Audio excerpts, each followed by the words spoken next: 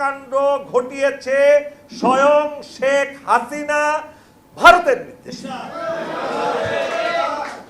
আমি কোনো মিথ্যা কথা বলি না, এখনো বলছি না।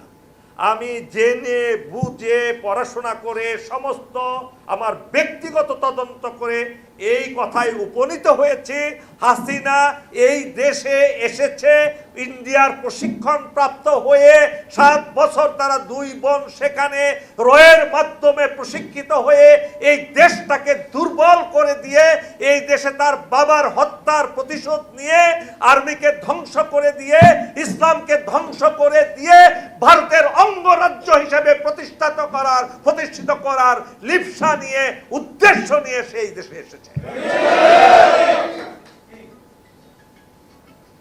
প্রিয় সৌদি মন্ডল, প্লিজ ফোন বন্ধ করবেন। ফোন যদি এখানে ফোন অন করে আপনার বের হয়ে যান, আপনাদের দরকার নাই, সাইলেন্ট করে দেন। ওয়াই আপনার কাছে এত গুরুত্বপূর্ণ।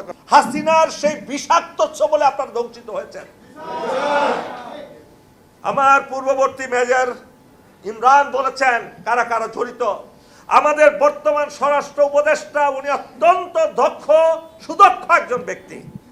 ওনার সাথে আমি কথা বলেছি, এই যে এখানে বসেন, আপনারা এখন গেলে পাবেন।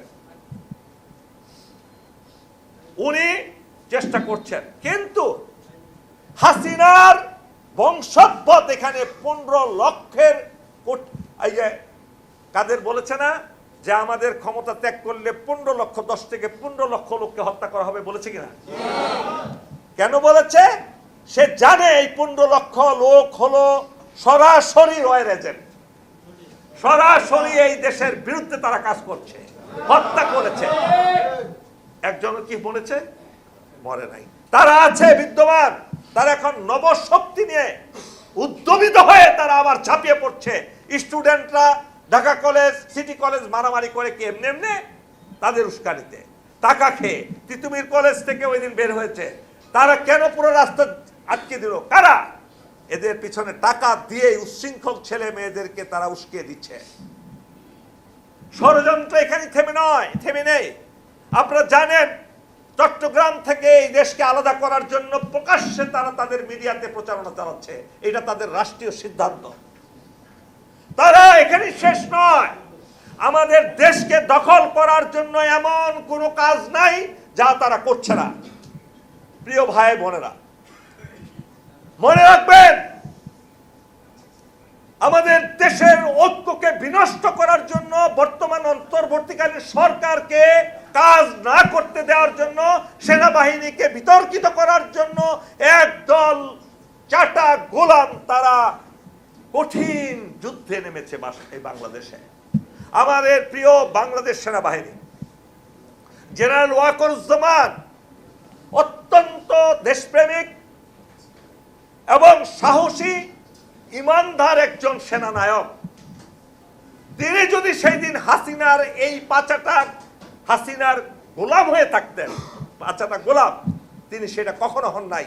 উনি প্রমোশন হয়েছে, আল্লাহ দিয়েছেন তাকে প্রমোশন। অন্যান্যদের মতো, অনেকের মতো তিনি সেই দাসত্ব স্বীকার করেননি। আপনারা দেখাতে পারবেন কোন উদাহরণ? ওয়াকারুজ্জামানের বিরুদ্ধে কোনো এলিগেশন কেউ তুলতে পেরেছে এখন পর্যন্ত?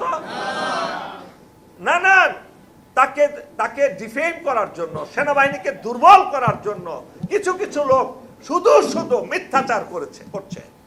হ্যাঁ, অপরাধ করছে শুধু কেন? এই আর্মির কয়েকজন জেনারেল, আপনি এই সেক্রেটারিয়েটে দেখেন কয়েক হাজার সেক্রেটারি পাবেন যারা হাজার হাজার কোটি টাকার মালিক হয়েছে, এই দেশকে বিক্রি করে দেওয়ার সমস্ত পন্থা করেছে। তারা চুক্তিকে আর্মির লোকেরা করেছে ইন্ডিয়ার সাথে, সেক্রেটারি লিখে দিয়েছে, মন্ত্রী সাইন করেছে।